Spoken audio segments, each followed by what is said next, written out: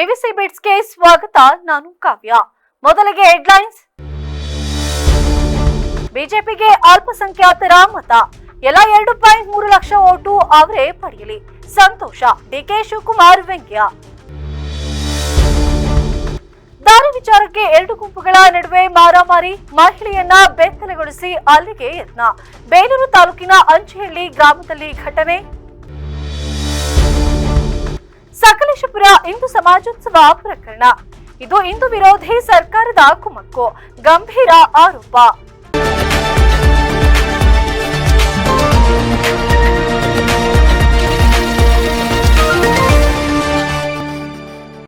Suitcase ವಿಚಾರವಾಗಿ ಮಾತನಾಡಿರುವ BJP ಮುಖಂಡ ಸದಾನಂದ ಗೌಡ ಅವರು ಇನ್ನು ಯಾಕೆ ದೂರನ್ನ ನೀಡಿಲ್ಲ ಎಂದು ಡಿಸಿಎಂ ಡಿಕೆ ಶಿವಕುಮಾರ್ ಅವರು ಪ್ರಶ್ನಿಸಿದರು. ದಾವಣಗೆರೆಯಲ್ಲಿ ಮಾಧ್ಯಮಗಳಿಗೆ ಶಿವಕುಮಾರ್ ಅವರು ಪ್ರತಿಕ್ರಿಯೆಯನ್ನ ನೀಡಿದರು.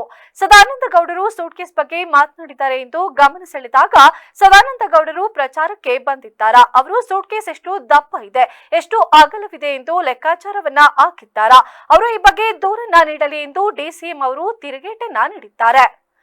ಅಲ್ಪಸಂಖ್ಯಾತರ ಮತಗಳನ್ನ ಬಿಜೆಪಿಗೆ ಹೆಚ್ಚು ಸೆಳೆಯಿರಿ, 45% ಸೆಳೆಯಿರಿ ಎಂಬ ಸದಾನಂದ ಗೌಡರ ಹೇಳಿಕೆಯ ಬಗ್ಗೆ ಕೇಳಿದಾಗ ಬಹಳ ಸಂತೋಷ. ಅವರು ಎಲ್ಲರನ್ನ ಕರೆದುಕೊಳ್ಳಲಿ, ಇರುವ ಎಲ್ಲ 2.3 ಲಕ್ಷ ಮತಗಳನ್ನ ಅವರೇ ಹಾಕಿಸಿಕೊಳ್ಳಲಿ, ಬಹಳ ಸಂತೋಷ ಎಂದು ತಿಳಿಸಿದರು.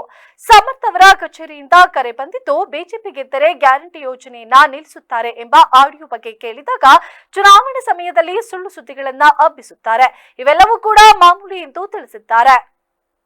ಸೂಟ್ಕೇಸ್ ಕಂಪ್ಲೇಂಟ್ ಕೊಡಕ್ಕೆ ಕೇಳಿ ಇನ್ನ ಕೊಟ್ಟಿಲ್ಲ. ಸದಾನಗೌಡರು ಕಂಪ್ಲೇಂಟ್ ಕೊಡಲಿ. ಸೂಟ್ಕೇಸು ಎಷ್ಟಪ್ಪ ಎಷ್ಟಾಗಲ್ಲ ಎಲ್ಲ ಲೆಕ್ಕಾಚಾರ ಹಾಕಿ ಕೊಡಲಿ. ಅಲ್ಪಸಂಖ್ಯಾತರ ಮತಗಳನ್ನ ಜಾಸ್ತಿ ಸೆಳೆಯಿರಿ ಅಂತಕ್ಕಂಥ ಒಂದು ಸಂದೇಶ ಕೊಟ್ಟಿದ್ದಾರೆ ಸರ್. 30% ಬೇಡ, 45% ಸೆಳೆಯಿರಿ ಬಿಜೆಪಿ ಕಡೆ ಅಂತ ಸದಾನಂದಗೌಡರು. ಎಲ್ಲನೂ ಕರ್ಕೊಂಡ್ಬಿಡ್ಲಿ. 1,30,000 ಓಟ್ ಏನಿದೆ ಎಲ್ಲ ಹಾಸ್ಕೊಳ್ಳಿ, ಭಾಳ ಸಂತೋಷ. ಆಮೇಲೆ ನಾಳೆ ಒಂದು ವೈರಲ್ ಆಗಿದೆ ಸರ್, ಬಿಜೆಪಿ ಅವರು ಏನಾದರೂ ಗೆದ್ಬಿಟ್ರೆ ಗ್ಯಾರಂಟಿ ಯೋಜನೆಗಳನ್ನೆಲ್ಲ ರದ್ದು ಮಾಡ್ತಾರೆ ಅಂತೇಳಿ ಅದು ಸಮರ್ಥ್ ಅವರ ಆಫೀಸಿಂದನೇ ಕಾಲ್ ಬಂದಿರೋದು ಅಂತ ಹೇಳ್ಬಿಟ್ಟು ಒಂದು ವಿಡಿಯೋ ವೈರಲ್ ಆಗಿದೆ ಸರ್, ಆಡಿಯೋ.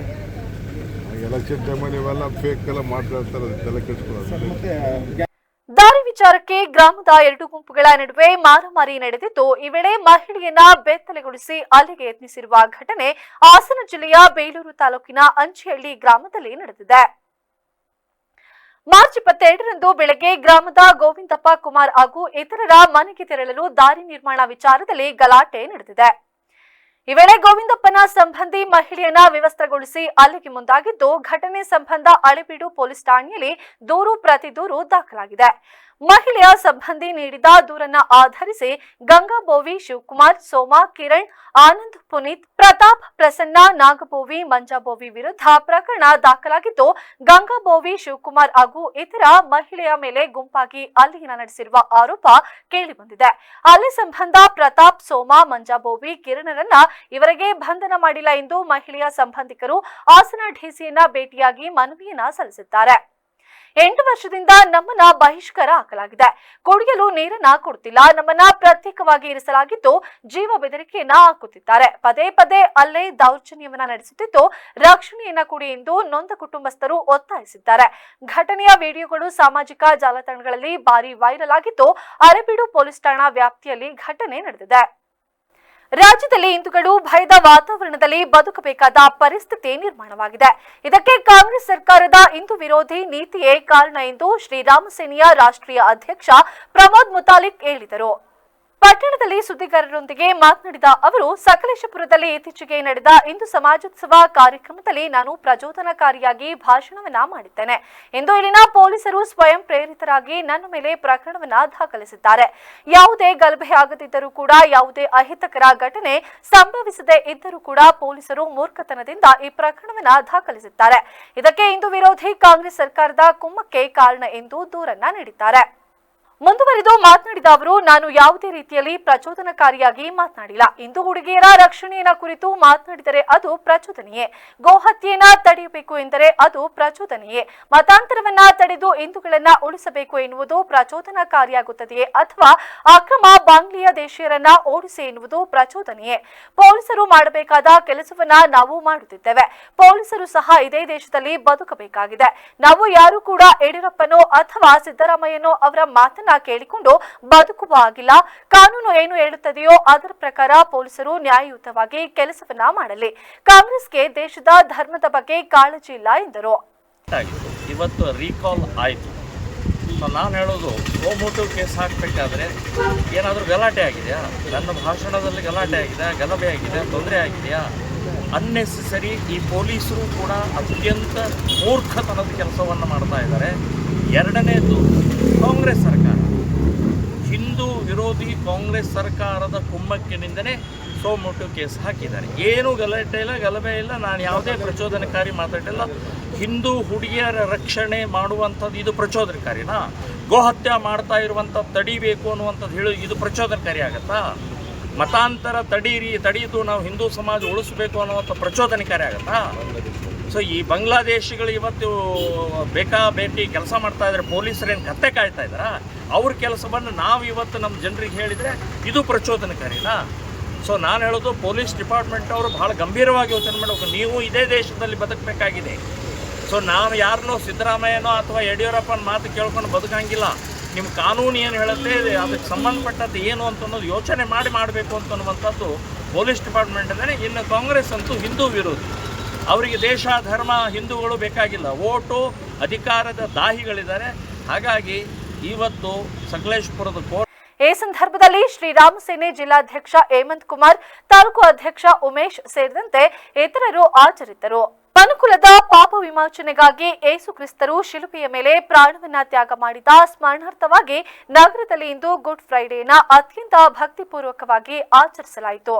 ನಗರದ ಚರ್ಚ್ಗಳಲ್ಲಿ ನಡೆದ ವಿಶೇಷ ಪ್ರಾರ್ಥನಾ ಸಭೆಯಲ್ಲಿ ಭಾಗವಹಿಸಿ ಮಾತನಾಡಿದ ಧರ್ಮಗುರುಗಳು, ಗುಡ್ ಫ್ರೈಡೆ ಹೆಸರೇ ಸೂಚಿಸುವಂತೆ ಮನುಷ್ಯ ಅವತಾರವನ್ನ ತಾಳಿ ಬಂದ ಶುಭ ಗಳಿಗೆಯನ್ನ ಇಂದು ಸಾರುತ್ತದೆ. ಯೇಸು ಕ್ರಿಸ್ತರು ಮನುಷ್ಯರಲ್ಲಿ ಮನುಷ್ಯರಾಗಿ ಜನಿಸಿ ಮಾನವನ ಎಲ್ಲಾ ನೋವು ಮತ್ತು ದುಃಖಗಳನ್ನ ಬಲ್ಲವರಾಗಿದ್ದರು. ಮನುಕುಲದ ಸರ್ವ ಸಂರಕ್ಷಣೆಗಾಗಿ ಹಾಗೂ ಜಗತ್ತಿನಲ್ಲಿ ಶಾಂತಿ ಮತ್ತು ಭರವಸೆಯನ್ನ ಮೂಡಿಸಲು ಅವರು ಶ್ರಮಿಸಿದರು. ಮನುಷ್ಯನನ್ನ ಕೆಟ್ಟ ಆಲೋಚನೆಗಳ ಸಂಕೋಲನೆಯಿಂದ ಮುಕ್ತಗೊಳಿಸಲು ಅತೀವ ಯಾತನೆಯನ್ನ ಅನುಭವಿಸಿ ಪ್ರಾಣ ತ್ಯಾಗವನ್ನ ಮಾಡಿದರು ಎಂದು ಕ್ರಿಸ್ತರ ಬಲಿದಾನದ ಮಹತ್ವವನ್ನ ವಿವರಿಸಿದರು. ಚರ್ಚ್ಗಳಲ್ಲಿ ಭಕ್ತಾದಿಗಳು ಉಪವಾಸ ಮತ್ತು ಮೌನ ಪ್ರಾರ್ಥನೆಯ ಮೂಲಕ ಯೇಸುವಿನ ತ್ಯಾಗವನ್ನ ಸ್ಮರಿಸಿದ್ದಾರೆ. ವೀಕ್ಷಕ ಬಂಧುಗಳಿಗೆ ಶುಭ ಶುಕ್ರವಾರ, ಗುಡ್ ಫ್ರೈಡೆಯ ಹಾರ್ದಿಕ ಶುಭಾಶಯಗಳು, ಪ್ರಾರ್ಥನಾ ಭರಿತ ಆಶೀರ್ವಾದಗಳು. ಆತ್ಮೀಯರೇ, ಗುಡ್ ಫ್ರೈಡೆ ಹೆಸರೇ ಸೂಚಿಸುವಂತೆ ಇದು ಶುಭವನ್ನು ತರುವಂತಹ ಒಂದು ಶುಕ್ರವಾರ. ಮನುಷ್ಯಾವತಾರವನ್ನು ಧರಿಸಿ ಬಂದಂತಹ ಯೇಸು ಕ್ರಿಸ್ತ ಮನುಷ್ಯರಲ್ಲಿ ಮನುಷ್ಯನಾಗಿ ಮನುಷ್ಯನ ಎಲ್ಲ ನೋವುಗಳನ್ನು, ಕಷ್ಟ ಸಂಕಟಗಳನ್ನು, ದುಃಖ ದುಮಾನಗಳನ್ನು ಬಲ್ಲವನಾಗಿ ಈ ಮನುಕುಲದ ಸರ್ವ ಸಂರಕ್ಷಣೆಗಾಗಿ, ಮನುಕುಲಕ್ಕೆ ಶಾಂತಿ, ಸಮಾಧಾನ, ಸಾಂತ್ವನ, ಭರವಸೆಯನ್ನು ತರುವುದಕ್ಕಾಗಿ, ಅದೆಲ್ಲಕ್ಕಿಂತ ಹೆಚ್ಚಾಗಿ ಮನುಷ್ಯ ದುಷ್ಟಶಕ್ತಿಯ ಸೈತಾನನ ಸಂಕೋಲೆಯಿಂದ ಬಿಡುಗಡೆ ಹೊಂದಬೇಕೆನ್ನುವ ಒಂದು ಪವಿತ್ರ ಉದ್ದೇಶಕ್ಕಾಗಿ ತಾನೇ ಶಿಲುಬೆ ಏರಿದ, ತಾನೇ ಪ್ರಾಣಾರ್ಪಣೆ ಮಾಡಿಕೊಂಡ. ಅದು ಭಗವಂತನ ಇಚ್ಛೆ, ಆಶಯವಾಗಿತ್ತು ಕೂಡ. ಇಂತಹ ಒಂದು ಸುದಿನ ಕ್ರಿಸ್ತನ ಆ ಶಿಲುಬೆಯ ತಾಳ್ಮೆ, ಸಹನೆ, ತ್ಯಾಗ, ಕ್ಷಮೆಯ ಮನೋಭಾವ ಸರ್ವ ಜನಾಂಗಕ್ಕೆ, ಸರ್ವಧರ್ಮೀಯರಿಗೆ, ಸರ್ವ ಜನರಿಗೆ ಲಭಿಸಲಿ ಎಂದು ನಾವು ಹಾರೈಸಿ ಪ್ರಾರ್ಥಿಸ್ತೇವೆ. ವಿಶೇಷವಾಗಿ ಯುದ್ಧ ಕಲಹಗಳಿಂದ, ಭಯೋತ್ಪಾದನೆಯಿಂದ, ಕೋಮು ಗಲಭೆಗಳಿಂದ ತತ್ತರಿಸಿರುವಂತಹ ಸಮಾಜಕ್ಕೆ, ಜಗತ್ತಿಗೆ ಕ್ರಿಸ್ತನ ಈ ಒಂದು ಮಾರಕಾಸ್ತ್ರಗಳಿಂದ ಕೊಚ್ಚಿ ವ್ಯಕ್ತಿಯನ್ನ ಬರ್ಬರವಾಗಿ ಹತ್ಯೆ ಮಾಡಿರುವ ಘಟನೆ ಕಲಬುರಗಿಯಲ್ಲಿ ನಡೆದಿದೆ. ನಗರದ ಪಿಎನ್ಟಿ ಕಾಲೋನಿಯ ಬಳಿ ಈ ಘಟನೆ ನಡೆದಿದ್ದು, ತಡರಾತ್ರಿ ದುಷ್ಕರ್ಮಿಗಳಿಂದ ಹತ್ಯೆಯನ್ನ ಮಾಡಲಾಗಿದೆ. ಅನಿಲ್ ರಾಠೋಡ್ ಹತ್ಯೆಯಾದ ವ್ಯಕ್ತಿಯಾಗಿದ್ದು, ಫೈನಾನ್ಸ್ ಅನ್ನ ನಡೆಸಿಕೊಂಡು ರಿಯಲ್ ಎಸ್ಟೇಟ್ ಉದ್ಯಮಿಯನ್ನ ಮಾಡ್ತಾ ಇದ್ದ. ಮಾಜಿ ಸಚಿವ ರೇವು ನಾಯ್ಕ್ ಬೆಳಮಗಿ ಸಂಬಂಧಿ ಅನಿಲ್ ರಾಠೋಡ್ ವೆಂಕಟೇಶ್ವರ ಕಾಂಪ್ಲೆಕ್ಸ್ನಲ್ಲಿದ್ದ ಅನಿಲ್ ಕಚೇರಿಗೆ ನುಗ್ಗಿ ಮಾರಕಾಸ್ತ್ರಗಳಿಂದ ದುಷ್ಕರ್ಮಿಗಳು ಭೀಕರವಾಗಿ ಹತ್ಯೆಯನ್ನ ಮಾಡಿದ್ದಾರೆ. ಆಟೋದಲ್ಲಿ ಬಂದು ಕೊಲೆಯನ್ನ ಮಾಡಿ ಎಸ್ಕೇಪ್ ಆದ ಹಂತಕರ ಗ್ಯಾಂಗ್ ಸ್ಟೇಷನ್ ಬಜಾರ್ ಪೊಲೀಸ್ ಠಾಣೆಯಲ್ಲಿ ಈ ಕುರಿತು ಪ್ರಕರಣ ದಾಖಲಾಗಿದ್ದು ಸ್ಥಳಕ್ಕೆ ನಗರ ಪೊಲೀಸ್ ಆಯುಕ್ತ ಡಾಕ್ಟರ್ ಶರಣಪ್ಪ ಭೇಟಿಯನ್ನು ನೀಡಿ ಪರಿಶೀಲನೆಯನ್ನ ನಡೆಸಿದ್ದಾರೆ. ವ್ಯಾಪ್ತಿಯಲ್ಲಿ ಒಂದು ಕೊಲೆ ಪ್ರಕರಣ ವರದಿಯಾಗಿದೆ. ಅದರಲ್ಲಿ ಮೃತರಾದ ಹೆಸರು ಅನಿಲ್ ರಾಥೋಡ್ ಅಂತ, ಸುಮಾರು 45 ವರ್ಷ. ಅವರು ವಿವಾಹಿತರಾಗಿದ್ದಾರೆ ಮತ್ತು ನಮಗೆ ಬಂದ ಪ್ರಾಥಮಿಕ ಮಾಹಿತಿ ಪ್ರಕಾರ ಅವರು ಒಂದು ಖಾಸಗಿ ಫೈನಾನ್ಸ್ ಅನ್ನು ಮಾಡ್ತಾರೆ ಮತ್ತು ವಕೀಲರು ಕೂಡ ಆಗಿದ್ದಾರೆ. ರೆಗ್ಯುಲರ್ ಪ್ರಾಕ್ಟೀಸ್ ಮಾಡ್ತಾ ಇದ್ದಾರೆ. ಕೆಲವು ನಮಗೆ ಪ್ರಾಥಮಿಕ ಮಾಹಿತಿ ಸಿಗುವಂತೆ ಅದರ ಪ್ರಕಾರ ಅವರಿಗೆ ಪರಿಚಯ ಇರೋರು 3 ದಿನ ಬಂದು ಮಾಡಲಾಗಿದೆ. ಈಗ ಅದ್ರ ಬಗ್ಗೆ ಈಗಾಗಲೇ ನಾವು 3 ವಿಶೇಷ ತಂಡಗಳನ್ನು ಮಾಡಿದ್ದೀವಿ. ACPಗಳ ನೇತೃತ್ವದಲ್ಲಿ ಆದಷ್ಟು ಬೇಗ ಆರೋಪಿಗಳನ್ನ ಬಂಧಿಸ್ತೀವಿ ಮತ್ತು ಈ ಘಟನೆಗೆ ಏನು ಕಾರಣ ಏನ್ ಕೆಲಸ ಮಾಡ್ತಿದ್ದೀರಿ ಸರ್? ಅಡ್ವೊಕೇಟ್ ಆದ್ಮೇಲೆ ಏನು ಪ್ರೈವೇಟ್ ಫೈನಾನ್ಸ್ ಮಾಡ್ತಾ ಇದ್ವಿ ಅಂತ ಇದೆ ಮತ್ತು ಇದೇ ಸ್ಟೇಷನ್ ಬಜಾರ್ ಸ್ಟೇಷನ್ ಲಿಮಿಟ್ಸ್ ವ್ಯಾಪ್ತಿಯಲ್ಲಿ ಅವರು ವಾಸವಾಗಿತ್ತು ಮತ್ತು ಅಪರಾಧ ಹಿನ್ನೆಲೆಯಿಂದ ನಾವು ಕೊಲೆ ಆಗ್ತದೆ. ಯಾವುದೋ ಅಪರಾಧ ಹಿನ್ನೆಲೆ ಇಲ್ಲ ಮತ್ತು ಯಾವುದೋ ಇವ್ರ ಮೇಲೆ ದೂರ ಆಗಲಿ ಇವರಿಂದ ದೂರ ಆಗಲಿ ಯಾವುದೇ ಸ್ಟೇಷನ್ ಹಣದ ವಿಚಾರವಾಗಿ ಎಲ್ಲರಿಗೂ ಏನಾದ್ರು ಕಂಪ್ಲೇಂಟ್ ಇಲ್ಲ ಇಲ್ಲಿವರೆಗೆ ಯಾವುದೇ ಆಗಲಿ ಅದ್ರ ಬಗ್ಗೆ. ದೇವನಹಳ್ಳಿ ಕೆಂಪೇಗೌಡ ಏರ್ಪೋರ್ಟ್ನಲ್ಲಿ ಪ್ರಯಾಣಿಕರು ಪರದಾಡಿದ್ದಾರೆ. ನಿನ್ನೆ ಬೆಂಗಳೂರಿನಿಂದ ಚೆನ್ನೈಗೆ ತೆರಳಲು ಬಂದಿದ್ದ ಪ್ರಯಾಣಿಕರು ಅತಂತ್ರ ಸ್ಥಿತಿಯಲ್ಲಿ ತಲುಪಿದ್ದಾರೆ.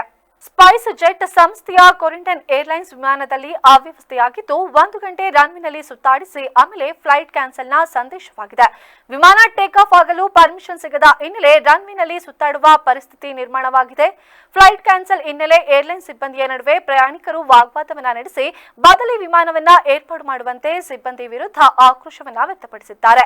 ಏರ್ಲೈನ್ ಸಿಬ್ಬಂದಿಯ ವಿರುದ್ಧ ದೂರನ್ನ ದಾಖಲಿಸಲು ಮುಂದಾಗಿದ್ದ ಪ್ರಯಾಣಿಕರು ಪೊಲೀಸರ ಮಧ್ಯಪ್ರವೇಶದಿಂದ ಸಮಸ್ಯೆ ತಿಳಿಯಾಗಿದೆ. ಟಿಕೆಟ್ ಪ್ರೈಸ್ ಅನ್ನ ಮರುಪಾವತಿ ಮಾಡಲು ಒಪ್ಪಿಕೊಂಡ ಕಾರಣ ಪ್ರಯಾಣಿಕರು ಸ್ವಲ್ಪ ಮಟ್ಟಿಗೆ ಕೂಲ್ ಆಗಿದ್ದಾರೆ. ಸಚಿವ ಕೆಎಚ್ ಮುನಿಯಪ್ಪರ ಮುಂದೆ ಜಮೀನು ವಿಚಾರಕ್ಕೆ ರೈತನೊಬ್ಬ ವಿಷ ಕುಡಿಯುವುದಾಗಿ ಹೇಳಿ ಭಾರಿ ಐಡ್ರಾಮವನ್ನ ಮಾಡಿದ್ದಾನೆ. ದೇವನಹಳ್ಳಿಯ ಅಗಲಕುರ್ಕಿ ಗ್ರಾಮದ ನಿವಾಸಿ ರೈತನು ಅಂಬೇಡ್ಕರ್ ಜಯಂತಿ ಪೂರ್ವಭಾವಿ ಸಭೆಯಲ್ಲಿ ತನ್ನ ಅಳಲನ್ನ ತೋಡಿಕೊಂಡಿದ್ದನು. 20 ಗುಂಟೆ ಜಮೀನು ವ್ಯಾಜ್ಯ ವಿಚಾರಕ್ಕೆ ಅಧಿಕಾರಿಗಳಿಂದ ಕಿರುಕುಳದ ಆರೋಪ ಅಂಜನಪ್ಪ ಸಭೆಗೆ ವಿಷದ ಬಾಟಲನ್ನ ತಂದಿದ್ದಾನೆ. ದೇವನಹಳ್ಳಿಯ ತಾಲೂಕು ಅಧಿಕಾರಿಗಳ ವಿರುದ್ಧ ಅಸಮಾಧಾನವನ್ನ ವ್ಯಕ್ತಪಡಿಸಿದ್ದು, ಅಂಬೇಡ್ಕರ್ ಜಯಂತಿ ಒಳಗಾಗಿ ವ್ಯಾಜ್ಯವನ್ನ ಬಗೆಹರಿಸದೇ ಇದ್ದಲ್ಲಿ ಕುಟುಂಬ ಸಮೇತ ಸಾಮೂಹಿಕ ಆತ್ಮಹತ್ಯೆಯ ಎಚ್ಚರಿಕೆಯನ್ನು ನೀಡಿ ಕುಟುಂಬಸ್ಥರೆಲ್ಲರೂ ಕೂಡ ಸೇರಿ ವಿಷವನ್ನ ಸೇವನೆ ಮಾಡುವ ಎಚ್ಚರಿಕೆಯನ್ನ ನೀಡಿದ್ದಾನೆ. ಆ ತರ ಮಾಡ್ತಾರೆ ಅಂತ ತೊಂದರೆ ಕೊಡ್ತಾ ಇದ್ದಾರೆ ತಾಲೂಕು ಆಫೀಸಲ್ಲಿ. ನೀವು ನಮಗೆ ತಲೆಗೆ ಒಂದು ಗಾದೆ ಹೇಳ್ತಾರೆ ಗುರುಗಳೇ, ಏನು ಅಂದ್ರೆ ಚಿಟ್ಟಕ್ಕೆ ಕೊಟ್ಟಕ್ಕೆ ನಿರ್ಮಾಣಿಸಿ ಹಂಗಾಗ್ಬಿಟ್ಟಿದೆ ನಮ್ಮ ಪರಿಸ್ಥಿತಿ. ತಾಲೂಕಲ್ಲಿ ಹಂಗಾಗಿದೆ. ದಯವಿಟ್ಟು ನಂಗೆ ಜಾಸ್ತಿ ನೋವಾಗಿದೆ. ನಾನು ಕೆತ್ತ ಕೊಡೋದು ನಂಗೆ ಪರಿಹಾರ ಉಟ್ಕೊಡ್ರಿ, ಇಲ್ಲ ಅಂದ್ರೆ ನಾವಂತೂ ಮನೆಯವ್ರು ಸಾಯೋದಂತ ಗ್ಯಾರಂಟಿ. 1.5 ವರ್ಷ ಆಗಿದೆ. 25 ಕಂಪ್ಲೇಂಟ್ ಕೊಟ್ಟಿರೋದು. 25 ಕಳಿಸ್ತಾರೆ, ಒಂದು ಮೀಟಿಂಗ್ ಬರ್ತಾರೆ, ಕಳಿಸ್ತಾರೆ ಅಷ್ಟೇ. ಅವ್ರು ನಮ್ಗೆ ಕಳಿಸ್ತಾರೆ. ಅವ್ನು ಕೃಷ್ಣಾಂಡ್ ಅವನು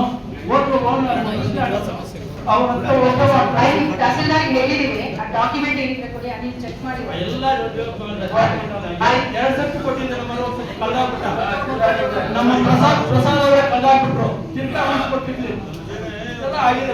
ನನಗೆ ನ್ಯಾಯ ಕೊಡಿಲ್ಲ ಅಂದ್ರೆ ಏನು ಅಂದ್ರೆ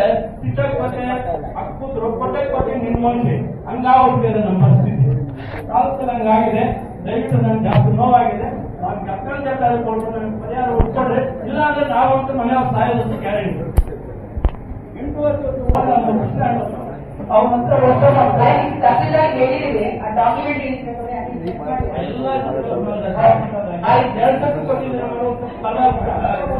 ನಮ್ಮ ಪ್ರಸಾದ್ ಅವರೇ ಕಲ್ದಾಕ್ಬಿಟ್ರು. ತಿರ್ಗಾ ಕೊಟ್ಟಿದ್ವಿ ಆಗಿದೆ. ನನಗೆ ನ್ಯಾಯ ಕೊಡಿಲ್ಲ ಅಂದ್ರೆ ನಾನು ದಯವಿಟ್ಟು ನಾನು ಆ ಒಬ್ಬರಿಂದ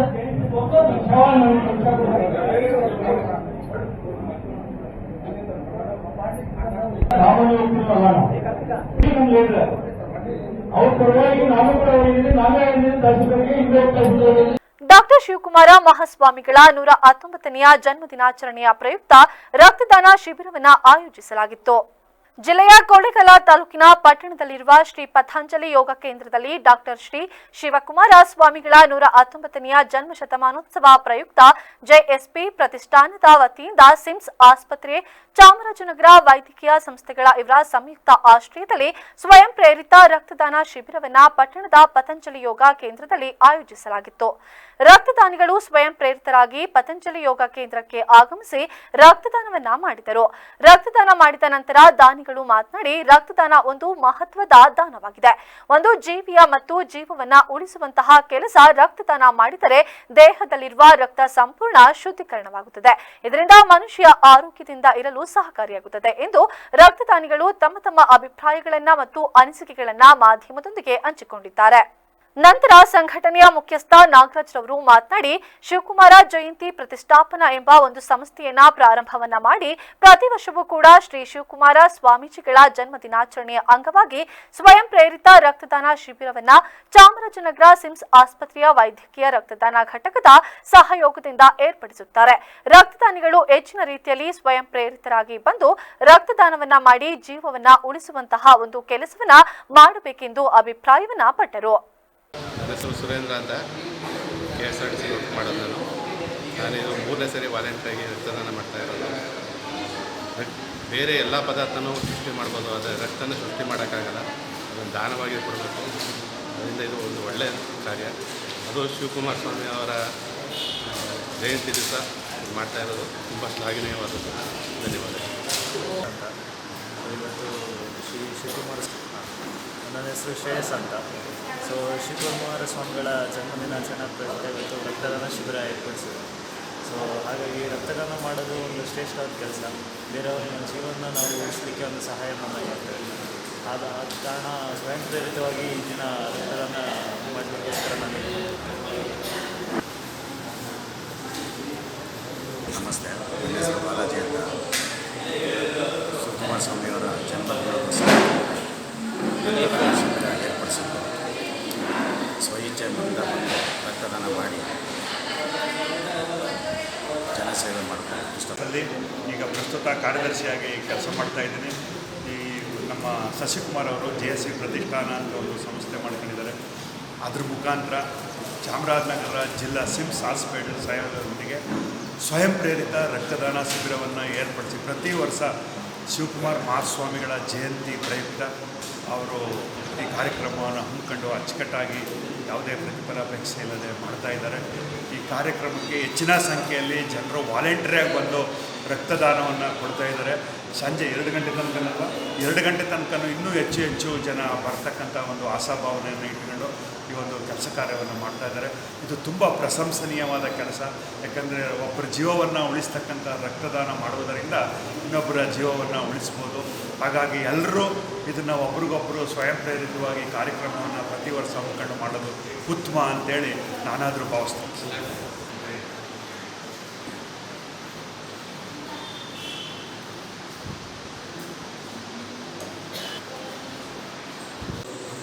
ಅಭಿಮಾನಿಗಳು ಎಲ್ಲರೂ ಸೇರಿ ಒಗ್ಗಟ್ಟಾಗಿ ಸ್ವಯಂ ಪ್ರೇರಿತ ರಕ್ತದಾನ ಮಾಡಬೇಕು ಅಂತ ನಾನು ಕೇಳ್ಕೊತೀನಿ. ನೋಡೋಣ ಇವತ್ತು ಎಷ್ಟು ಸಂಖ್ಯೆಯಲ್ಲಿ ಹೆಚ್ಚಿನ ರಕ್ತದಾನಿಗಳು ರಕ್ತದಾನ ಮಾಡಲಿ ಅಂತ ಕೇಳ್ತಿದ್ದೆ. ಅಹ್ಮದ್ ಅಂತ, Asgar Ahmed, blood bank counsellor, Chamarajanagar CIMS ಎಡಪೆಟ್ಟ ಹಾಸ್ಪಿಟಲ್. ಬೆಳಿಗ್ಗೆ 9 ಗಂಟೆಯಿಂದ ಸ್ಟಾರ್ಟ್ ಆಗಿ ಹೆಚ್ಚು ಕಡಿಮೆ 15 ಸ್ವಯಂ ಪ್ರೇರಿತ ರಕ್ತದಾನಿಗಳು ರಕ್ತದಾನ ಮಾಡಿದ್ದಾರೆ. ಇನ್ನೂ ಹೆಚ್ಚಿನ ಸಂಖ್ಯೆಯಲ್ಲಿ ಬಂದು ರಕ್ತದಾನ ಮಾಡಬೇಕು ಅಂತ ನಾನು ಕೇಳ್ತೇನೆ.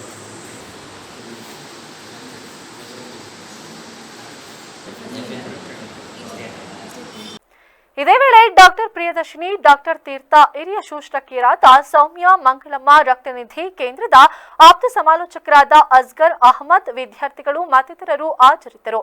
ಇಂದಿನ ಶಿಬಿರದಲ್ಲಿ 49 ಮಂದಿ ಭಾಗವಹಿಸಿ ರಕ್ತದಾನವನ್ನ ಮಾಡಿದ್ದಾರೆ. ಮಲೆನಾಡು ತಾಂತ್ರಿಕ ವಿಶ್ವವಿದ್ಯಾಲಯದ ರೋಟ್ರಾ ಕ್ಲಬ್ ವತಿಯಿಂದ ಕಾಲೇಜಿನಲ್ಲಿ ಆಟೋ ಎಕ್ಸ್ಪೋ 26 ಕಾರ್ಯಕ್ರಮಕ್ಕೆ ಚಾಲನೆಯನ್ನ ನೀಡಲಾಯಿತು. ಈ ವೇಳೆ ಮಲೆನಾಡು ತಾಂತ್ರಿಕ ವಿಶ್ವವಿದ್ಯಾಲಯದ ಕಾರ್ಯದರ್ಶಿ ಜಗದೀಶ್ ಚೌಡವಳ್ಳಿ ಸೇರಿದಂತೆ ಕಾಲೇಜಿನ ಪ್ರಾಧ್ಯಾಪಕರು, ವಿದ್ಯಾರ್ಥಿಗಳು ಹಾಜರಿದ್ದರು. ಮತ್ತೊಮ್ಮೆ ಹೆಡ್ಲೈನ್ಸ್. ಬಿಜೆಪಿಗೆ ಅಲ್ಪಸಂಖ್ಯಾತರ ಮತ, ಎಲ್ಲ 2.3 ಲಕ್ಷ ಓಟು ಅವರೇ ಪಡೆಯಲಿ, ಸಂತೋಷ, ಡಿಕೆ ಶಿವಕುಮಾರ್ ವ್ಯಂಗ್ಯ. ದಾರಿ ವಿಚಾರಕ್ಕೆ 2 ಗುಂಪುಗಳ ನಡುವೆ ಮಾರಾಮಾರಿ, ಮಹಿಳೆಯನ್ನ ಬೆತ್ತಲೆಗೊಳಿಸಿ ಅಲ್ಲಿಗೆ ಯತ್ನ, ಬೇಲೂರು ತಾಲೂಕಿನ ಅಂಚಿಹಳ್ಳಿ ಗ್ರಾಮದಲ್ಲಿ ಘಟನೆ. ಸಕಲೇಶಪುರ ಹಿಂದೂ ಸಮಾಜೋತ್ಸವ ಪ್ರಕರಣ, ಇದು ಹಿಂದೂ ವಿರೋಧಿ ಸರ್ಕಾರದ ಕುಮ್ಮಕ್ಕು, ಗಂಭೀರ ಆರೋಪ. ನೀವು ನೋಡ್ತಾ ಇದ್ದೀರಾ, ಇದೇ ಇವತ್ತಿನ ವಿಶೇಷ ಸುದ್ದಿ. ಪ್ರತಿಕ್ಷಣ ನಿಮ್ಮೊಂದಿಗೆ VVC ನ್ಯೂಸ್, ಸತ್ಯದ ಕಡೆ ನಮ್ಮ ನಡೆ.